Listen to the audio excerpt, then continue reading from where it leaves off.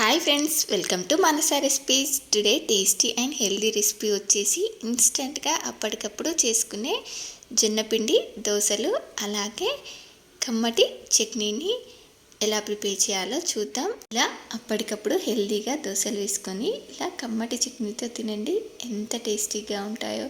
మరి మీకు కూడా ఇవి ఇలా పర్ఫెక్ట్గా రావాలంటే వీడియోని స్కిప్ చేయకుండా చివరి వరకు చూడండి. అలాగే ఫస్ట్ టైం కనుక మీరు మానస రెసిపీస్ ఛానల్ని చూస్తున్నట్లయితే సబ్స్క్రైబ్ చేసుకోండి. మరి ఇప్పుడు లేట్ చేయకుండా చాలా టేస్టీగా ఇలా హెల్తీగా జొన్నపిండి దోశల్ని ఎలా ప్రిపేర్ చేయాలో చూద్దాం. ఈ దోశలు వేసుకోవడానికి ఇలా 1.5 కప్పు జొన్నపిండి, అలాగే ఒక అరకప్పు లేదా పావు కప్పు ఇలా బొంబాయి రవ్వ, ఒక పావు టీ స్పూన్ వాము, పావు టీ స్పూన్ జీలకర్ర.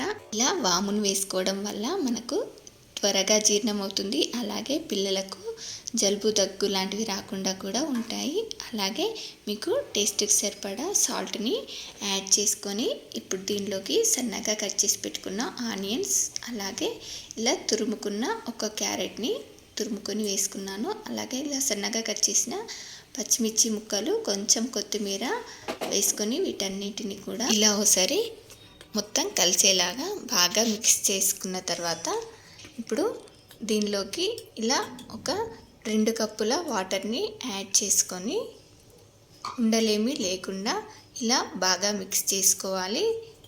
చూడండి, ఇలా మిక్స్ చేసుకున్న తర్వాత మరొక కప్పు వాటర్ని యాడ్ చేసుకొని మిక్స్ చేసుకోవాలి.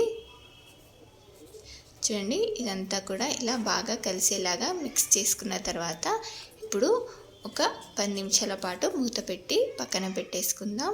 ఈలోపు మనం చకచక కమ్మటి చట్నీని ప్రిపేర్ చేసుకుందాం. చూడండి, 1 టేబుల్ స్పూన్ ఆయిల్ వేసుకొని మీకు చట్నీలో కారానికి సరిపడా పచ్చిమిర్చి, 1 టీ స్పూన్ జీలకర్రని వేసుకొని వీటిని ఇలా ఫ్రై చేసుకున్న తర్వాత ఇప్పుడు దీనిలోకి 1 కప్పు పల్లీలను వేసుకొని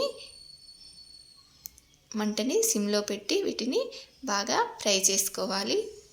చూడండి, వీటిని ఇలా బాగా ఫ్రై చేసుకున్న తర్వాత ఇప్పుడు స్టవ్ ఆపేసి ఇవి కొంచెం చల్లారిన తర్వాత వీటిని ఇలా మిక్సీ జార్లో వేసుకొని అలాగే దీనిలోకి ఒక అరకప్పు పచ్చి కొబ్బరి, 2-3 వెల్లుల్లిపాయలు, అలాగే ఒక చిన్న ముక్క చింతపండు, మీకు టేస్ట్కి సరిపడా సాల్ట్, అలాగే ఇలా ఒక గుప్పెడంతా కొత్తిమీరాకు వేసుకొని దీన్నంతా కూడా సరిపడా వాటర్ యాడ్ చేసుకొని ఇలా చట్నీని గ్రైండ్ చేసుకొని ఇలా ఒక గిన్నెలోకి తీసుకోవాలి. ఇప్పుడు దీనిలోకి తాలింపుని వేసేసుకుందాం. చూడండి, ఇలా ఆయిల్ వేసుకొని దీనిలోకి ఆవాలు, జీలకర్ర, పచ్చిశనగపప్పు, మినప్పప్పు, ఒక ఎండుమిర్చి వేసుకొని దీన్ని తాలింపుని ఇలా కొంచెం చిటపటలాడేంత వరకు ఫ్రై చేసుకున్న తర్వాత ఓ రెమ్మ కరివేపాకు వేసుకొని ఇలా చిటపటలాడిన తర్వాత ఇలా చట్నీలో వేసేసుకోవడమే. చూడండి, మనకు చాలా టేస్టీగా కమ్మటి చట్నీ రెడీ అయిపోయింది. ఇప్పుడు ఈలోపు మనకు ఇది కూడా నానిపోయింది. ఇలా ఒక 10 నిమిషాల తర్వాత దీనిలోకి ఇలా ఒక అరకప్పు వాటరు, అలాగే 1-2 టేబుల్ స్పూన్ల ఆయిల్ వేసుకోండి. ఇలా ఆయిల్ వేసుకోవడం వల్ల మనకు మళ్ళీ ఆయిల్ వేయాల్సిన అవసరం ఏమీ ఉండదు. అలాగే దోశలు కూడా చాలా టేస్టీగా వస్తాయి. చూడండి, ఇలా దోశలు వేసుకునే ముందు మనం దీన్నంతా కూడా ఇలా బాగా మిక్స్ చేసి వేసుకోవాలి. ఇప్పుడు ఇలా ఒక ఆనియన్ తీసుకొని ఇలా మధ్యలోకి కట్ చేసుకొని మనం ఈ ఆనియన్తో ఇలా ఆయిల్లో డిప్ చేసి ఇలా పెనంపై ఆయిల్ని రుద్దుకుంటే మనకు ఈ దోశలు చాలా టేస్టీగా ఉంటాయి. చూడండి, ఇప్పుడు ఇలా పెనం బాగా వేడయిన తర్వాత ఇలా మనం ఒక గ్లాస్తో కానీ ఇలా గిన్నెతో కానీ ఇలా దోశల్ని వేసేసుకోవడమే.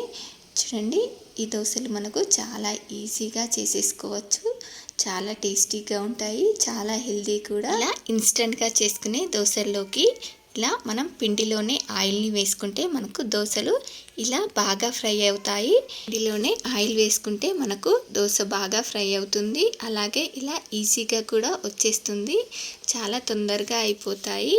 జొన్న రొట్టెలు చేసుకోవడం రాని వాళ్ళు ఇలా హెల్దీగా ఈజీగా ఇలా దోశలు వేసేసుకోండి, చాలా టేస్టీగా ఉంటాయి. మరి మీకు కూడా నచ్చాయా? చూస్తుంటేనే తినాలనిపిస్తుంది కదా. అయితే మీరు కూడా ఇలా హెల్దీగా అప్పటికప్పుడు ఇలా జొన్నపిండి దోశలు అలాగే కమ్మటి చట్నీని చేసుకోండి. చాలా టేస్టీగా ఉంటాయి. మరి మీరు కూడా ట్రై చేస్తారా? ట్రై చేసి ఎలా వచ్చాయో కామెంట్ బాక్స్లో నాతో షేర్ చేసుకోండి. అలాగే మీకు ఈ రెసిపీ కనుక నచ్చినట్లయితే మా ఛానల్ని లైక్ చేయండి, షేర్ చేయండి. మరిన్ని టేస్టీ అండ్ హెల్దీ రెసిపీస్ కోసం మానస రెసిపీస్ ఛానల్ని సబ్స్క్రైబ్ చేసి దాని పక్కనే ఉన్న బెల్ సింబల్ని క్లిక్ చేయండి. Thank you for watching my video.